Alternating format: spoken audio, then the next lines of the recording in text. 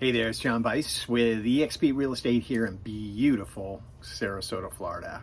It's absolutely amazing. This is our amazing time of the year where our average temperature during the day is about 75 degrees and tonight it'll be about 62. Just absolutely amazing. All the windows, the sliders are open.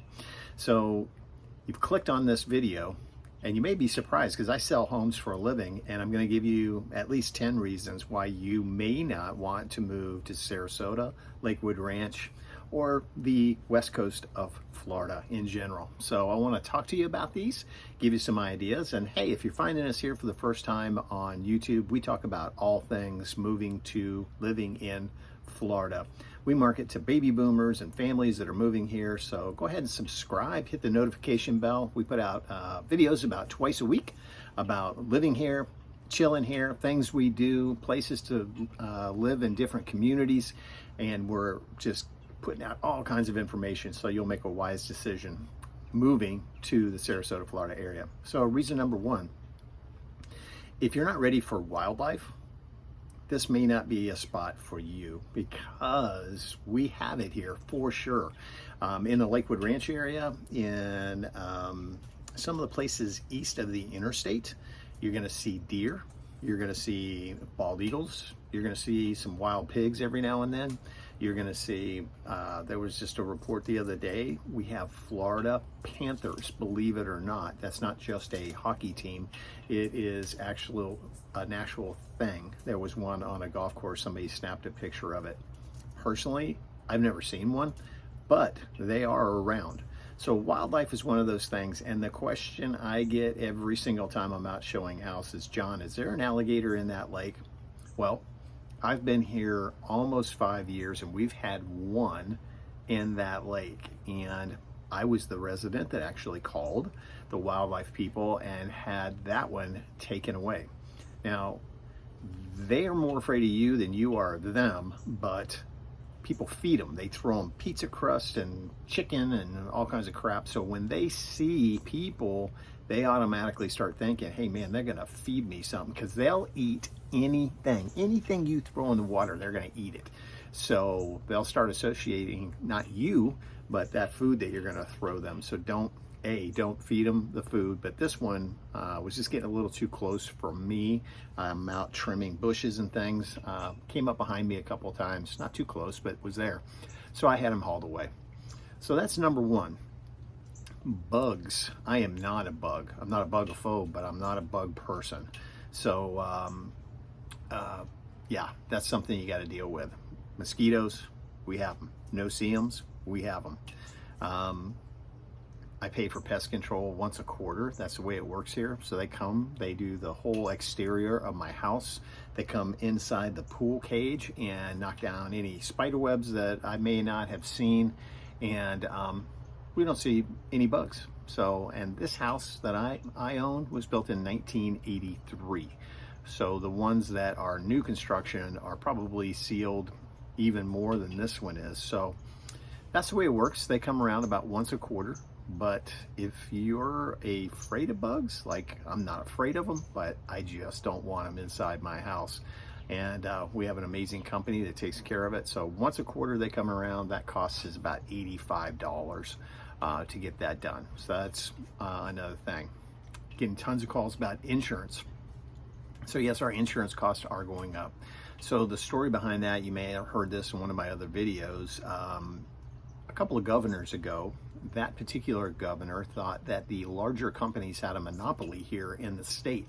So he started opening the state up and inviting all these smaller insurance companies to come in and offer a cut rate on homeowners insurance.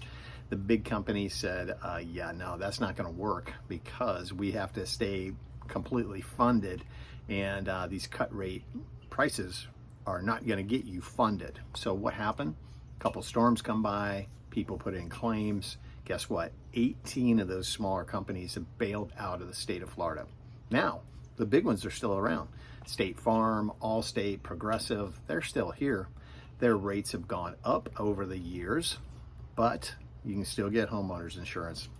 believe it or not. So mine actually went up $500 this year. I'm expecting an increase next year because we've had, Florida's had a couple of pretty good years of hurricanes come through. Now, when you see on the news the devastation of different areas, typically what they're filming is homes that were built back in the 50s, 60s, 70s, close to the water, in a flood zone, single level homes, not built to the newest hurricane standards. That's what gets demolished when a hurricane comes straight at you. Now, 2 years ago, we had a really good size hurricane. Hurricane Ian came past us, and I was literally sitting out here on the lanai, a different part of the lanai, and doing videos for my clients who are moving in from the north, just to show, hey, my house is not getting destroyed. So that's another thing. If you don't want to deal with hurricanes, you know, you might consider not coming to Florida. Now, there's areas where you can live in the center of the state and not get hit as hard. But again, I'm not in a flood zone. And so anyway, our insurance went up $500 this year. So on a 2,400 square foot home built in 1983, my insurance, I'll tell you, it's $2,900 a year. Now, on these new construction homes, you can probably count on about $1,500 to $1,800 a year because of the way they're built, the way the roofs are strapped down to the concrete blocks. They either have impact windows in them, or they have storm shutters. They have impact resistant garage doors and doors. So you get quite a break on your insurance. Not an insurance person, don't quote me on those numbers, but in general, that's what you can count on. Traffic. Oh my goodness, if you don't know what a snowbird is, look it up. Snowbirds are people who come down here for 4 to 6 months of the year to escape the absolutely horrendous, miserable conditions they've lived through their whole entire life.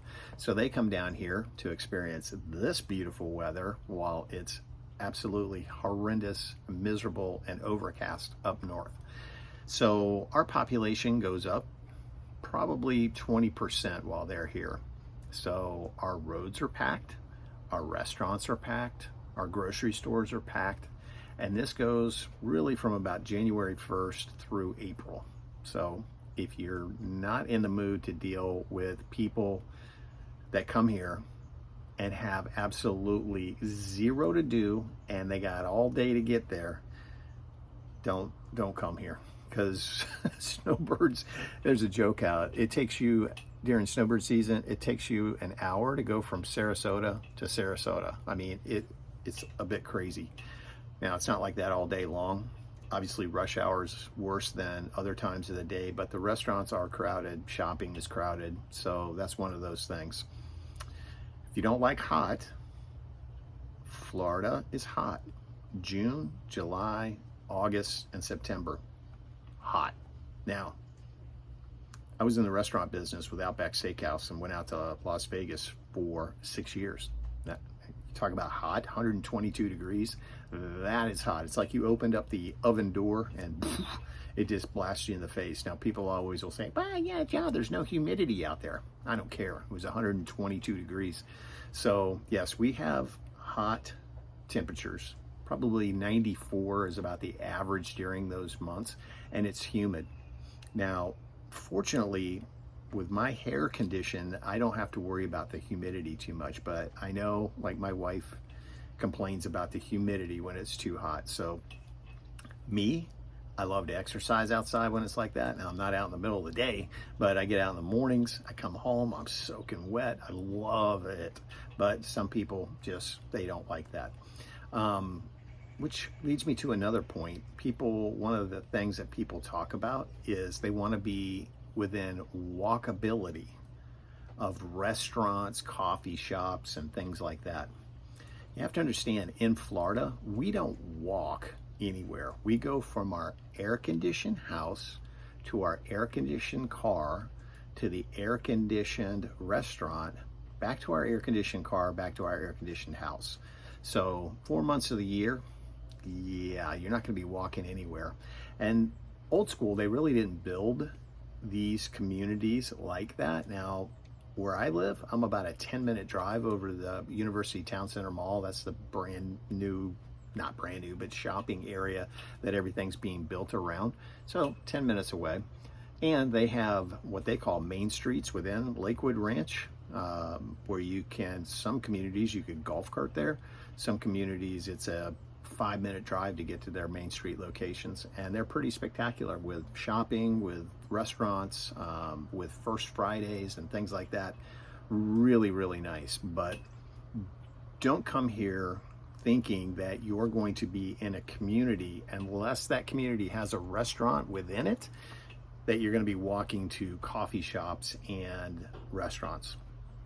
They don't build them that way. Now, you might find a condo in downtown Sarasota that would accommodate that, because we've got condos down there, if you're looking for that, where you can be out on Main Street, walk over to Marina Jacks and do those types of things, but you're going to have to be in a condo. Definitely not in a single family home.